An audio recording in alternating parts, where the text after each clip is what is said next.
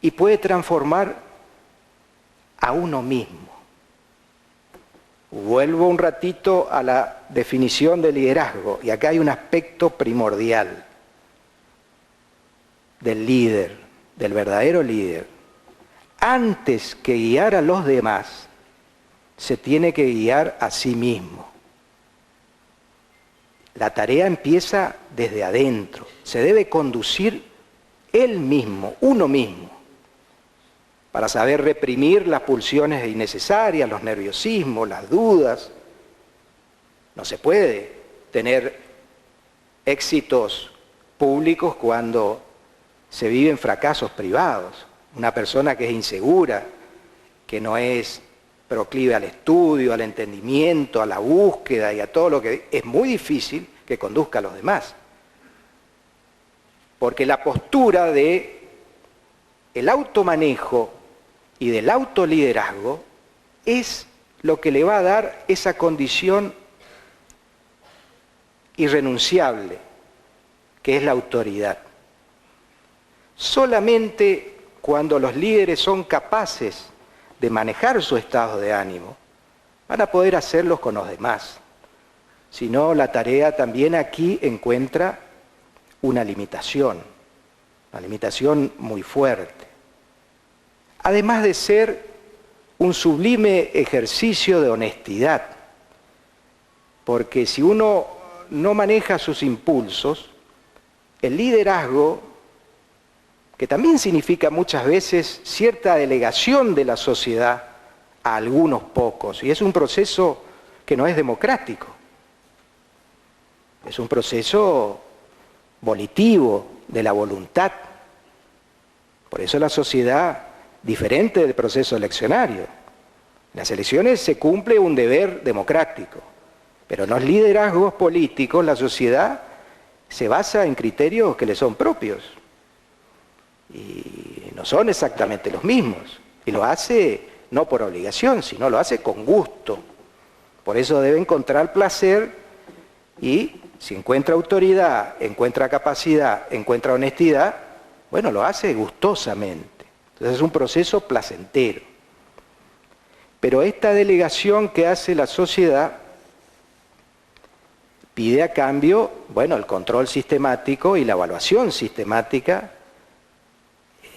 con respecto a su líder o a este liderazgo, y analiza muy de cerca las cuentas de débitos y créditos en función de su utilidad, de lo que le sirve, si le está proponiendo cosas que resuelven su problema o no. Entonces, muchas veces, por ahí también se desarrollan cuestiones respecto al perfil psicológico de las personas que detienen o malogran un proceso. Y esto se ve con claridad como también las personas que no tienen manejo de sí mismos sucumben o no entienden el proceso de tránsito del liderazgo, de éxitos y fracasos.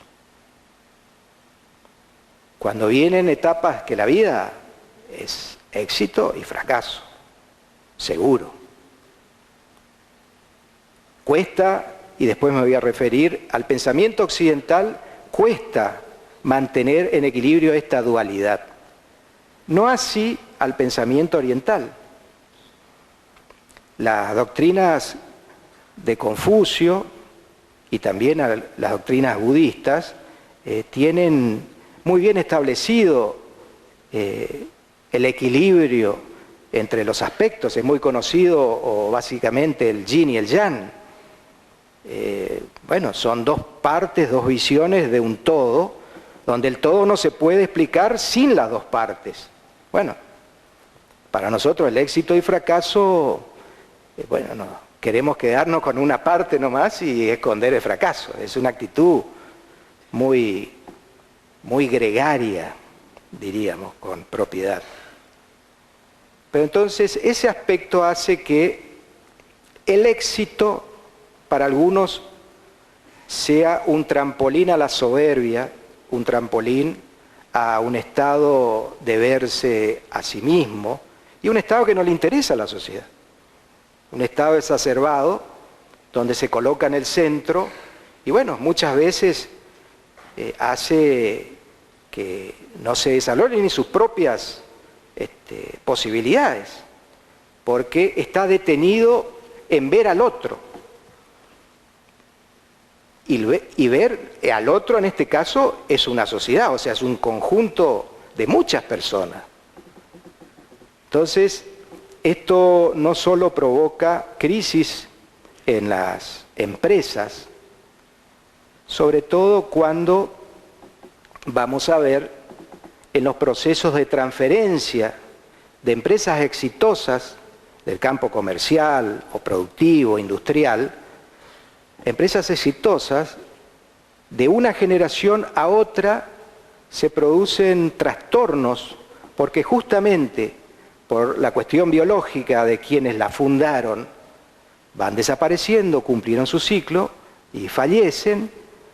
La descendencia tiene otra visión. Y como está claro en el campo de los negocios y de la industria, hay dos formas de generar fortuna en el caso de las empresas o poder en el caso de la política. Están quienes construyen la política, construyen el poder, y están quienes el poder les es transferido. O el poder de las empresas, como sus padres, la herencia. Le traspasa un padre a su hijo todo el capital con sus acciones, pero el hijo desconoce el proceso de construcción tranquila de los días, horas, años, esfuerzos puestos en toda una construcción. Y así se reparte el mundo, y así es el mundo. Pero es bueno tener en cuenta estos aspectos, porque son los que van escribiendo la letra de fuego, de cómo se van tallando las cuestiones alrededor del liderazgo. Es importante que yo mencione también, hay un libro de un actor americano, seguramente ustedes lo conocen, Stephen Covey, los 7 aspectos de la gente exitosa en la vida, pero más orientado al campo de la actividad económica. Que todos los campos están relacionados con todo, tanto la política, los negocios, la religión, como decía, el deporte, cualquier actividad, todo está íntimamente entrelazado. Entonces, es importante destacar algunos aspectos de distinguir el hábito primero de todos, ser proactivo. Ser proactivo, que si bien es un término que sale del vocablo inglés, es una analogía para el idioma castellano, pero se entiende que es una persona inclinada a la acción, inclinada a moverse, inclinada a ir hacia adelante, en última instancia inclinada a resolver problemas, ya que en nuestra sociedad o en nuestros hogares convivimos con problemas. Y también se puede ser un líder de resolución de problemas familiares. La sociedad mejor a la cual todos aspiramos debiera ser así. Yo tengo una iniciativa presentada en esta Cámara del Instituto Pedagógico Superior para todos los educadores de la provincia, en donde está propuesto una escuela de liderazgo, entre otras materias, porque es necesario no solo apelar al hecho fortuito, casual como este u otros, de acceder al conocimiento y a las prácticas del liderazgo. Hay que hacerlo también por formación. Y he recorrido y conozco partes en el mundo, buena parte de emprendedores pequeños en todos los órdenes, y que es un modelo de vida social e institucional, es la República Federal de Alemania, como también podemos encontrar en Francia, en el norte de Italia, donde surge la paradoja de lo global con lo local. Y esta es una receta fundamental para transitar el malestar de la globalización, un término que voy a utilizar al final de la charla. Porque todos, si nos preguntamos si estamos cómodos con la globalización, seguramente vamos a decir que no estamos cómodos, que no era lo que pensábamos. Tampoco es escandaloso. Pero bueno, las generaciones que vienen tendrán que ir buscando caminos diferentes. Y la diferenciación es no haber apagado o volver a aprender a encender la energía de lo local, en todo sentido, desde el pensamiento, su folclore, respeto a su producción, su empleo, su concepción, todo es o puede llegar a ser una receta fundamental para salir con éxito y encontrar soluciones no globales, sino solución a la globalidad desde lo local. Por supuesto, estamos distantes de lo que hoy son los Land, como dijo Christine, alemanes, o los estados de esa poderosa república, porque no tenemos la plata, que es la reforma y sobre algo de lo que me he referido políticamente, y por qué creamos la renovación, este espacio político que no rinde pleitesía a los partidos nacionales, porque estamos en un tránsito y en una búsqueda de soluciones misioneras, con hombres y mujeres misioneras que peleen por lo que hoy no tenemos, y no que repitan o aprueben simplemente o acuerden cuestiones que le interesa a la nación o a la visión nacional de la política. Misiones ha dado a lo largo de la historia muchísimo más, y sobre todo en los últimos tiempos, de lo que recibe. Entonces esa tarea de reversión empieza por la incorporación de nuevos términos, que luego se conviertan en nuevos liderazgos, en todo el arco de la participación política, desde el más humilde militante hasta el más encumbrado político. Debemos hacer un cambio de paradigma, un cambio de modelo. Evidentemente, un digno modelo a seguir es el modelo de la locomotora alemana, que hoy está sacando a Europa de una crisis que tampoco la provocó la Unión Europea, una crisis financiera internacional, provocado por uno de los flagelos, que es el excesivo crecimiento del sector financiero en el mundo, que ha dejado rezagado al sector de la producción. Y acá algo de economía. La economía nació en las cavernas y luego allá en la Mesopotamia de Asia, producto de la fisiocracia, que esto era muy simple. El valor de intercambio era el mismo producto. Quien comerciaba alimentos o las especies, que eran pocas, por eso valían mucho. El comercio primero de la sal y luego las guerras. Ni hablar, todavía no existían los metales nobles, estratégicos, que por su escasez le fueron dando a toda la civilización aquello que es escaso, el valor sube, un valor o una plusvalía mayor. Bueno, así nació la economía. Pero una economía que estaba centrada en el producto. El que manejaba productos, y había productos naturales, y otros, con el advenimiento de las primeras prácticas antropogénicas, o sea, creadas por el hombre para manipular los bienes de la naturaleza, se fueron convirtiendo en productos manufacturados, o sea, manufactura. Viene de la acción humana. Y ahí llegamos rápidamente ahora. Pero el mundo funcionó bien en tanto y en cuanto, del punto de vista económico, estos bienes, y a lo cual fin del siglo XIX, siglo XX, siglo XXI se unió el otro aspecto que son los servicios, bienes y servicios, tenían correlación muy estrecha con la moneda. Hoy ya no lo tienen. Entonces, hay mucho más moneda, muchísimo más, una relación escandalosa de 3-1, se habla de trillones, miles de trillones, vamos a basarnos en el dólar, que es la moneda de mayor uso en el mundo, miles de trillones circulando cuando hay miles de billones de productos, bienes y servicios que los respaldan. Entonces hay una superabundancia que es la que ocasiona la crisis que vivimos.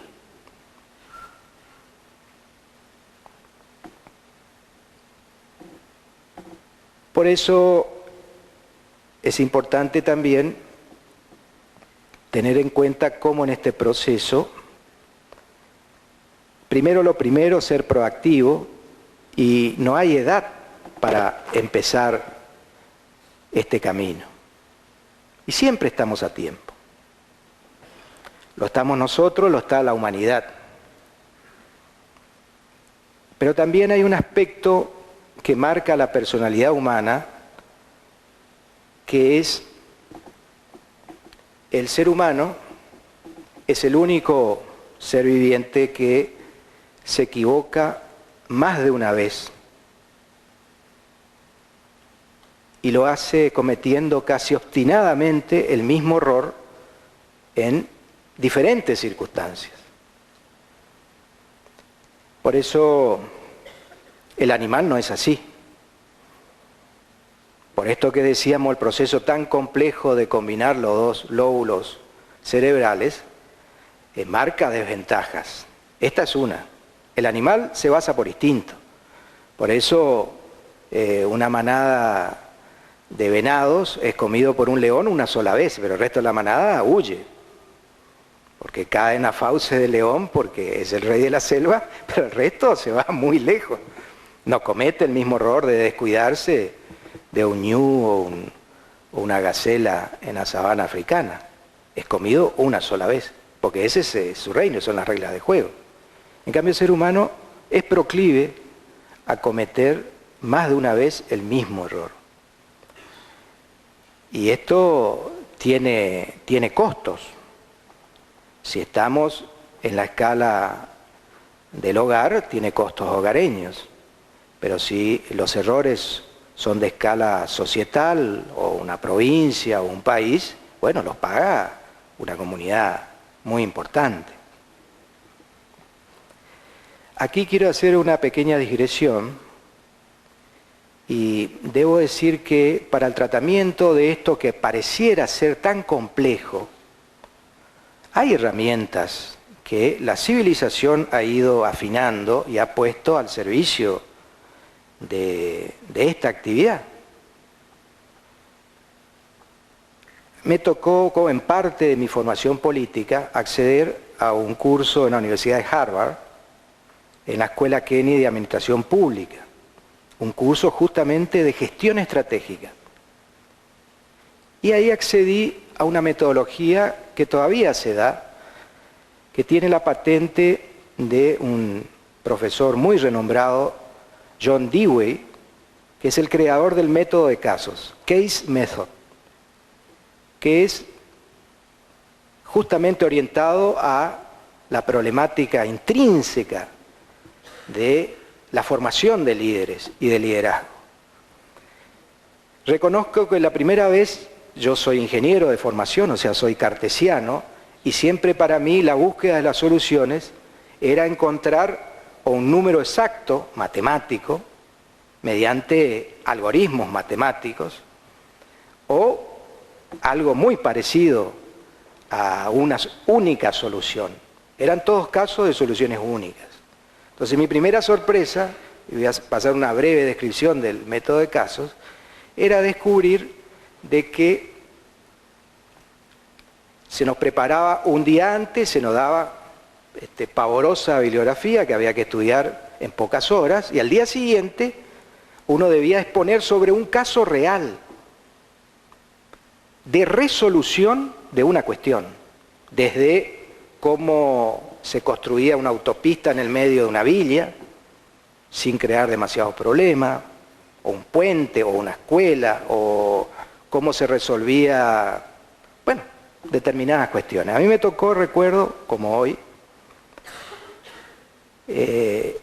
hablar sobre un personaje que, a mi entender, junto con un funcionario municipal, junto con su alcalde, habían emprendido una etapa de liderazgo en una ciudad conocida como Nueva York. El alcalde era el alcalde de La Guardia, un alcalde republicano, inmigrante italiano, Fiorello La Guardia.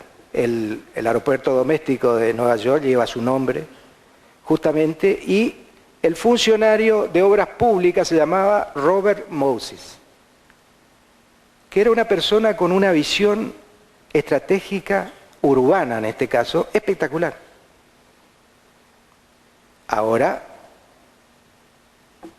no tenía para nada un término que voy a introducir: empatía.